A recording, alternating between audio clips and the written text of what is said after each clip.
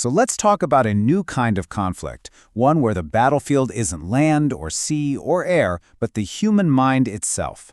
Today, we're going to dive deep into a really fascinating Rand Corporation report that uncovers China's evolving strategy for a whole new type of psychological warfare. Now, this might sound like something straight out of a sci-fi movie, but a pretty strange event a few years back actually gave us a little glimpse into this very unsettling future. Back in the summer of 2020, you might remember that tensions really flared up between Chinese and Indian troops along their disputed border. It was a big deal. The first gunshots were fired in 45 years. But what a lot of people missed at the time were these really bizarre reports about a new Chinese psychological warfare capability. And this is where it gets really weird. A Chinese professor made this pretty startling claim. He said that the PLA used a microwave weapon to make Indian troops physically sick, forcing them to retreat from a key hilltop. The whole point was to take back the territory without firing a shot, by just incapacitating the soldiers.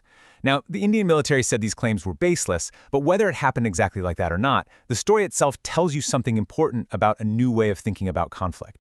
So, that one weird incident raises a huge question. Is this where warfare is actually heading? That's what the Rand report gets into, and it shows how this isn't just a one-off idea, but part of a much, much bigger strategy.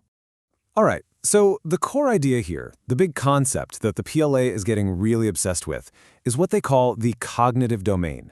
They are now looking at the human mind as a legitimate domain of warfare, just as critical as land, sea, or air. So what in the world is the cognitive domain? Well, you can think of it as the battlefield inside our own heads. It's not physical, right? It's where all our feelings, our will to fight, our morale, our beliefs, it's where that all lives. And ultimately, it's where we make decisions. And the PLA's goal, it's not subtle. Their own strategists say the objective is to achieve what they call command of the mind.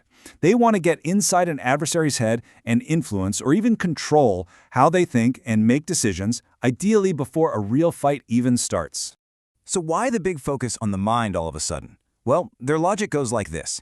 As AI and automation start handling more of the physical jobs in a war, the human brain becomes the most important and the most vulnerable part of the whole system.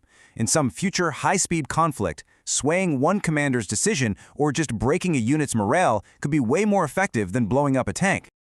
So how exactly are they planning on fighting on this new battlefield? Let's get into the high-tech tools they're looking at. It really breaks down into three big buckets. First, you've got advanced computing. We're talking big data and AI, crunching massive amounts of information about potential targets. Second is brain science, literally exploring things like brain imaging to figure out how we think. And third, you got some new twists on old ideas, things like sonic weapons, lasers, and yeah, even subliminal messaging. Now, what's so interesting here is how this table from the report shows you just how methodical this all is. This isn't just about having some cool futuristic gadgets. They're mapping specific technologies to every single stage of a psychological operation, from scooping up data on a target to creating the content, all the way to getting feedback on whether the attack actually worked.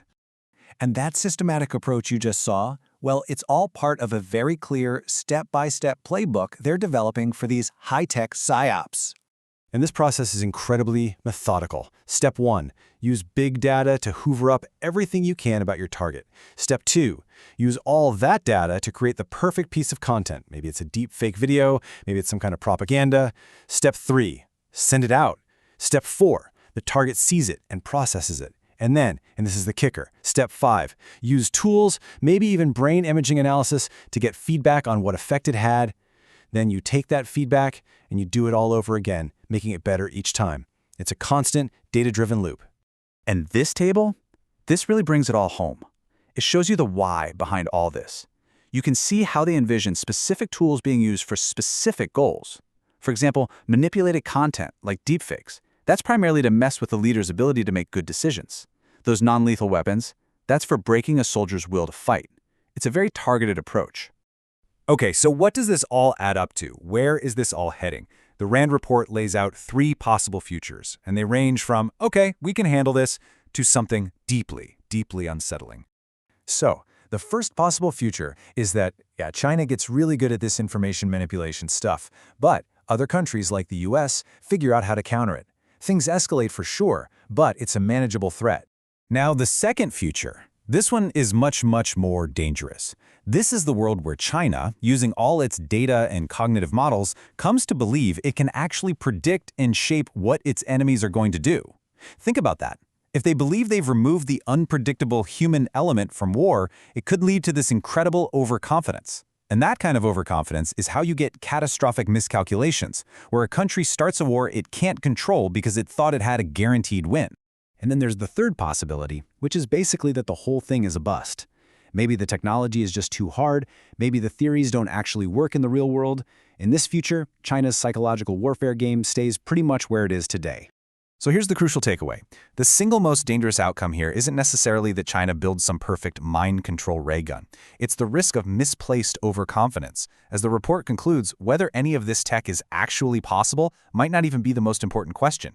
The only question that really matters is whether China's leaders believe it's possible, because that belief all by itself could be enough to change the world.